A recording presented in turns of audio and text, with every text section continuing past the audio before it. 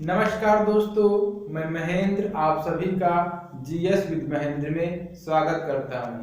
साथियों, आज हम ज्योग्राफी का एक महत्वपूर्ण टॉपिक अपवाह तंत्र के विषय में पढ़ेंगे। अपवाह तंत्र क्या होता है साथियों? जब कई छोटी नदियां मिलकर एक बड़ी नदी धारा का निर्माण करती हैं तो उसे हम अपवाह तंत्र कहते हैं। अब भारत में कई नदी अपवाह तंत्र पाए जाते हैं, जैसे गंगा नदी अपवाह तंत्र, ब्रह्मपुत्र नदी अपवाह तंत्र और दक्षिण भारतीय नदियों के अपवाह तंत्र। तो जिनमें से सबसे पहले हम पढ़ेंगे गंगा नदी अपवाह तंत्र के विषय में, जो कि भारत की सबसे लंबी नदी भी है और भारत की सबसे पवित्र नदी है। इस अपवाह तंत्र में हम ये पढ़ेंगे कि वो नदी कहाँ से उसका उद्गम होता है और कहाँ पे उसका मुहाना है। उद्गम का अर्थ होता है साथियों कि जहाँ से कोई नदी निकलती है, और मुहाना ये होता है कि जहाँ पर कोई नदी या जिस स्थान पर कोई नदी किसी समुद्र में या किसी खाड़ी में मिलती है जाके उसे मुहाना कहते हैं, गिरती है जाके मुहाना।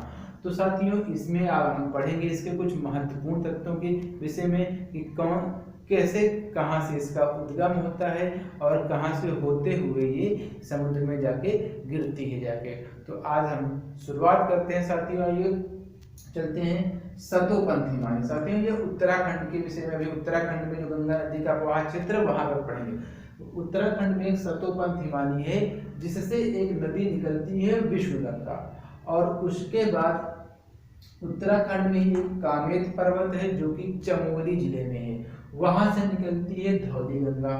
इन दोनों नदियों की सम्मिलित धारा जिस स्थान पर मिलती है उसे हम विष्णुप्रयाग कहते हैं। क्या कहते हैं? विष्णुप्रयाग। साथियों, बता दूं कि जो कामेत पर्वत है ये उत्तराखंड का दूसरा सबसे ऊंचा पर्वत है।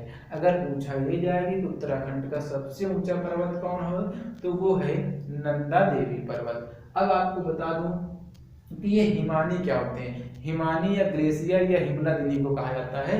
तो ये क्या होते हैं? बर्फ के विशाल द्रव्यमान होते हैं। सीधी भाषा में ऐसे कहिए तो बर्फ के एक तरह से पहाड़ होते हैं। ये क्या होते हैं? बर्फ के पहाड़ होते हैं।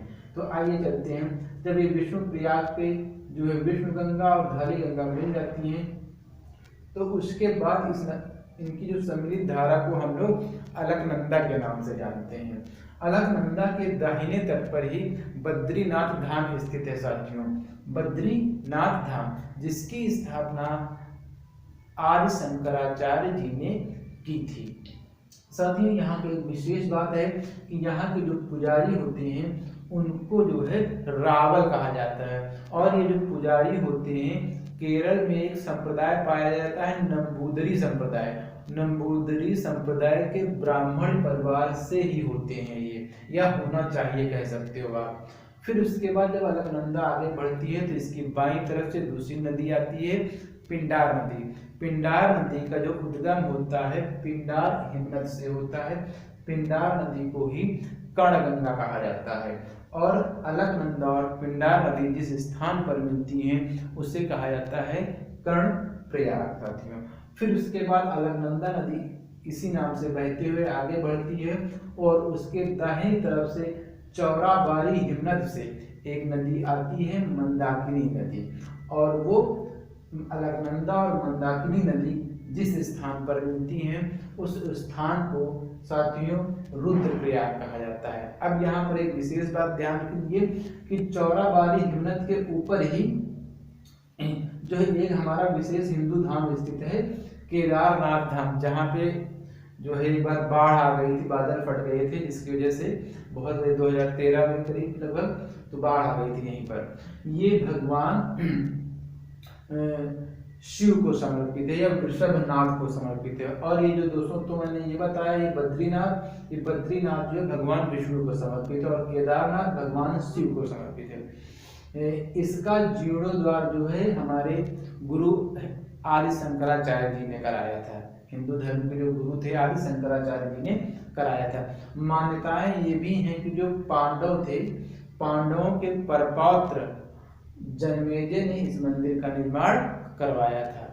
ठीक है साथियों, तो ये इसके कुछ विशेष तथ्य हैं। और दूसरी चीज ये है कि यहाँ पर जो है कि इसके जो प्रपौत्र थे उन्होंने इसका निर्माण कराया था।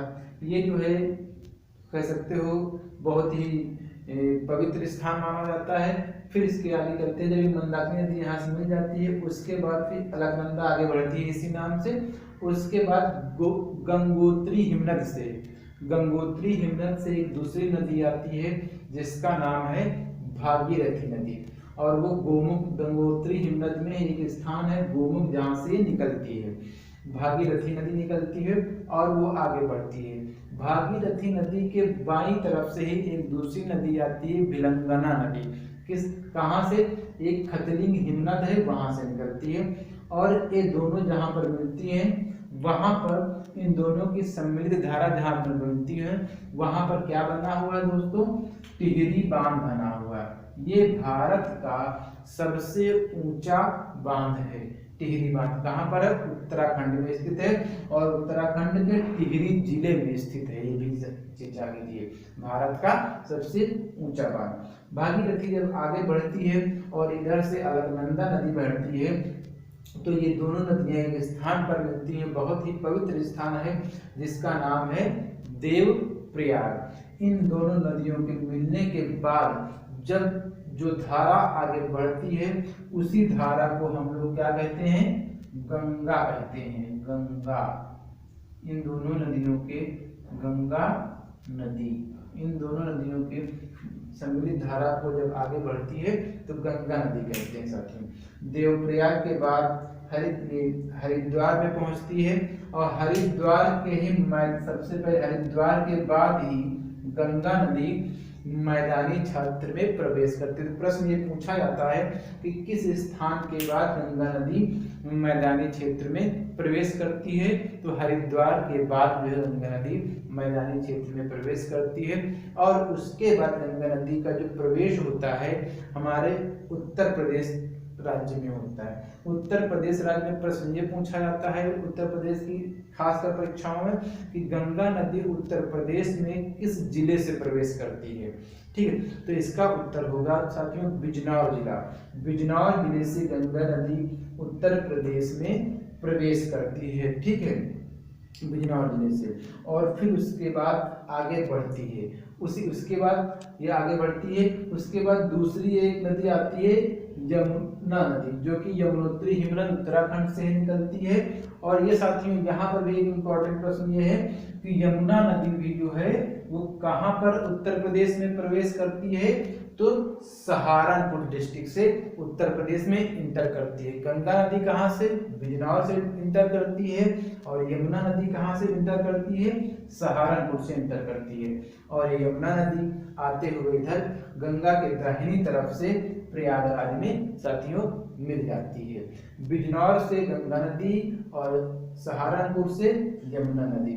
उसके बाद गंगा नदी आगे बढ़ते हुए प्रयागराज से आगे निकलते हुए बलिया पहुंचती है, और बलिया से वो क्या करती है, यूपी से बाहर हो जाती है और बिहार राज्य में वो प्रवेश कर देती है। तो यहाँ पे एक प्रश्न और पूछा जाता है खासकर उत्तर प्रदेश की परीक्षाओं में कि उत्तर प्रदेश का सबसे उत्तरी जिला, सबसे दक्षिणी जिला, सबसे पश्चिमी जिला और सबसे पूर्वी जिला।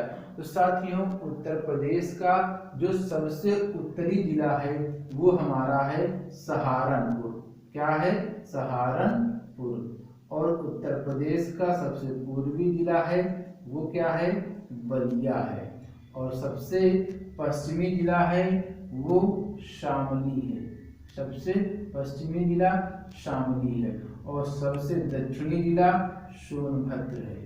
ये प्रश्न अक्सर परीक्षाओं में पूछे जाते हैं। और जो उत्तर प्रदेश का सबसे पूर्वी जिला बलिया है वहीं से क्या होती है, गंगा नदी उत्तर प्रदेश से बाहर हो जाती है और बिहार राज्य में प्रवेश कर जाती है साथियों। और बिहार राज्य के बाद ये पश्चिम बंगाल में प्रवेश कर जाती है, और पश्चिम बंगाल में ये जो है दो वितरिकाओं में बढ़ जाती है। वितरिका क्या कहते हैं, वितरिका उससे कहते हैं कि कोई नदी की एक धारा जो उससे कटकर अलग हो जाती है और उससे दोबारा नहीं मिलती है, उसको कहा जाता है वितरिका साथियों।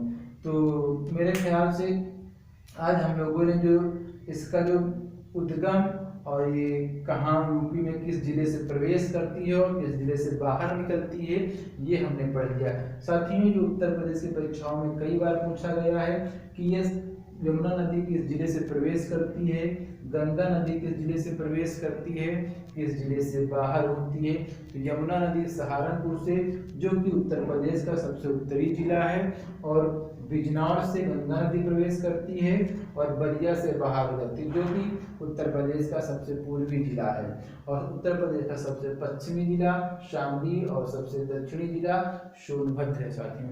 तो साथियों, गंगा नदी के विषय में आज हम इतना ही पढ़ेंगे। बाकी का इसके आगे का हम जो है गंगा नदी के विषय में अगले भाग में हम पढ़ेंगे। साथियों, आज के लिए इतना ही। आप सभी का बहुत बहुत धन्यवाद।